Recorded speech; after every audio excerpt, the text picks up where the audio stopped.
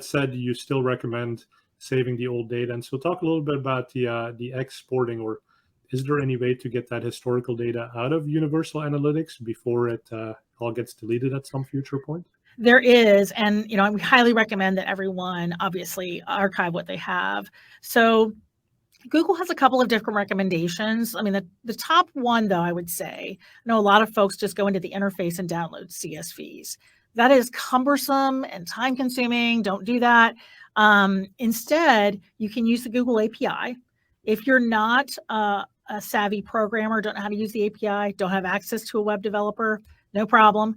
There's a great plugin for Google Sheets called Google Analytics. I think it's called Google Analytics for Sheets.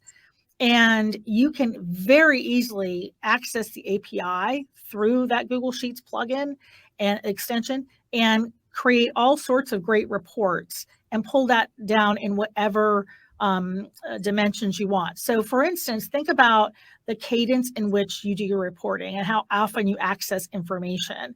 Like I, for instance, like many people, access it monthly. So if I'm going to be looking at month over month data, I might want to pull down all of, let's say, my source medium reports on a month over month basis for the past several years. And I do recommend that people do pull down as much as they can, maybe 3 to 5 years of data minimum, simply because with COVID, I know with a lot of my clients, it just really threw off what normalcy looked like in analytics. Yeah, we because year over year, but that no longer makes sense right now. We have to be like, exactly. Non-COVID year or now versus a COVID year, I know. Yeah. And now we're kind of getting back to somewhat normalcy, but what did normal look like? And so for many clients, we've been going back 2 or 3 years to do that comparison to really look at what normal used to look like.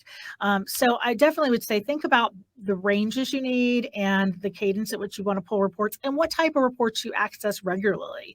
But it's a really great tool. That's the way I recommend doing it. Just use the Google Sheets extension because it's really simple. Anyone can use it, and you don't need web development help to make it happen. Yeah.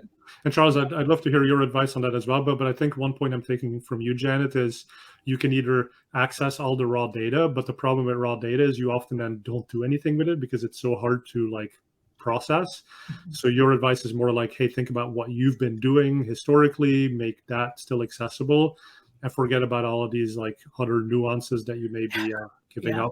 Because if you haven't thought about them for the last 2 years, chances are you won't think of them next year either, right? It's a big job. I mean, you really need to prioritize your time with this. And so I would just prioritize it where I spend my time. Like, for instance, if I'm an international company and I need to do country data, I would focus on that. So really put some serious thought into the strategy about how you want to download that data. But the problem will be, of course, once it's gone, it's gone. So you've got to really be thoughtful about what you need access to so you can pull down the raw data. And then you can do whatever you want with it in Google Sheets or Data Studio, but you've at least got the raw data.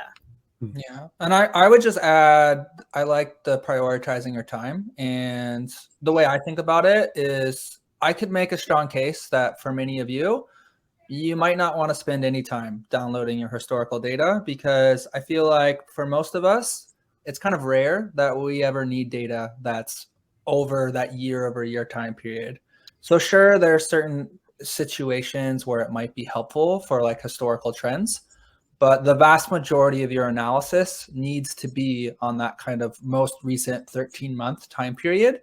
And because of that, if you don't have a GA4 implementation already in place, it is substantially more important and beneficial for you to be spending time on getting your implementation finished and correct than it is worrying about how you're going to get your data that you captured from 5 years ago that you never used before you realized that you were going to lose access to it. So maybe a little bit of a differing kind of recommendation, at least from that perspective.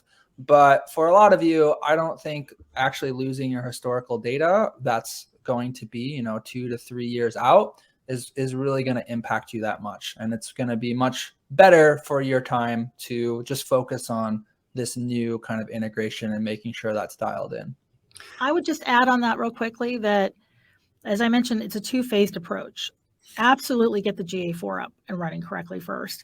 You have more time to do the archiving. You have until January 1, if you're in the free version, January 1 of 2024 to get your UA data downloaded. So you have more time. So definitely what Charles is saying, prioritize the GA4 implementation itself first, then go back and think about archiving.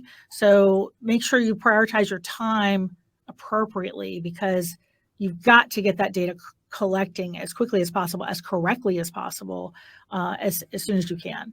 And that makes a lot of sense to me. I mean, so we have almost a year and a half until that data starts becoming deleted or inaccessible. Mm-hmm. But get onto GA4 now. Let's see what it can do for us. Maybe it raises some new questions. So we want these insights historically. So now we might say, hey, that's actually something we do want to archive and have access to going forwards.